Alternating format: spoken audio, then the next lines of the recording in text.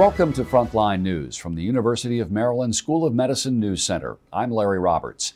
Coming up, the surprise EKG readings from the world's first pig heart transplant, and the link between cardiovascular deaths and extreme temperatures.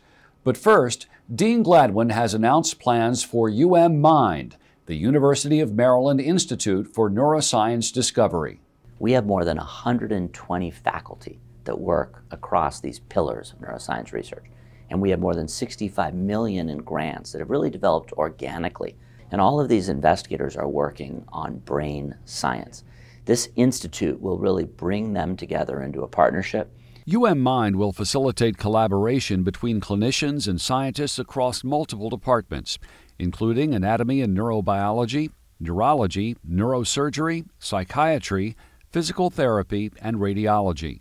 More than 120 neuroscientists will work under one umbrella to speed new treatments to the bedside. And by putting together in the same physical location with offices next to each other, laboratories next to each other, we're going to assure that both the clinician and the basic fundamental PhD scientist are engaging in a really synergistic and productive manner.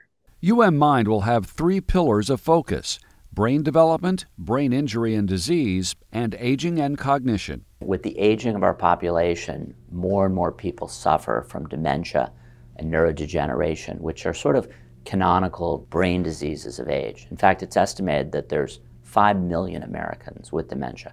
So this means from a clinical standpoint, we have to be able to identify patients in Maryland with early dementia, provide a diagnosis and opportunity for therapy. Mind will also study addiction, neurodevelopment disorders such as autism and schizophrenia, and look for new ways to treat brain cancers, traumatic brain injury, and stroke. In our Discovery segment, researchers continue to report on new findings from last year's historic pig heart xenotransplant. My name is Tim Dickfeld. I'm one of the electrophysiologists, that is one of the heart rhythm specialists here at the University of Maryland in Baltimore.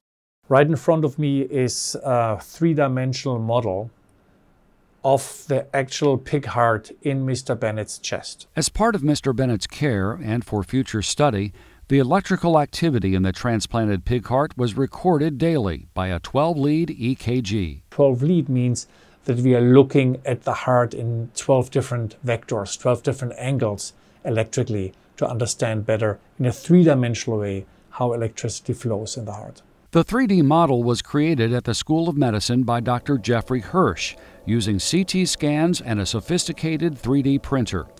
With the model, Dr. Dickfeld can show how electrical signals travel through the heart. Our heartbeats start typically in the right top chamber, right over here, and then travel from there over the right top chamber towards the wall between the right and the left top chamber, which would be right in here. From there, they kind of now travel down south, down from the top chambers towards the bottom chambers of the heart. It's well documented that electricity travels faster through a pig heart compared to a human heart. But the EKGs showed the opposite was true with Mr. Bennett's heart. Life always surprises us, and medicine never stops to surprise us. We found something quite different. We actually saw that many of those parameters were slower, and they stayed slow over the course of the 61 days that Mr. Bennett was alive. While surprising, the findings do not indicate a pathological outcome like heart failure. It is not a sign of rejection. It is not a sign of a failing heart.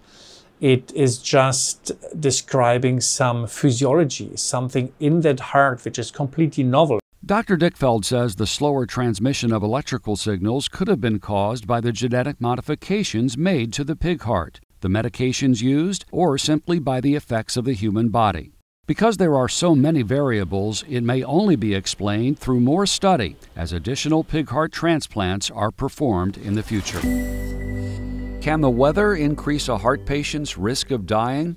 Well, School of Medicine scientists are now able to answer that question conclusively.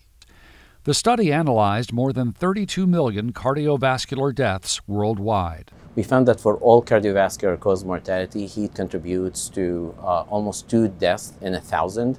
which is on a grand scale is a lot of death, because cardiovascular disease is responsible for 16 million deaths per year. The effect of cold overall is larger than the effect of heat, but that's only because we have more cold days below the best temperature that we operate on compared to hot days. With global warming, we expect that there will be more hot days, and with more hot days, we expect that the effect of heat days will be more pronounced. Heart failure patients are at the highest risk from the stressors caused by extreme temperatures. Extreme heat or cold affect our kind of flight or fight response.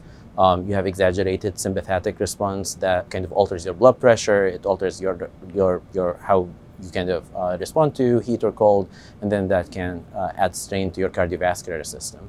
And we believe that's part of the mechanism why we have increased mortality during those days.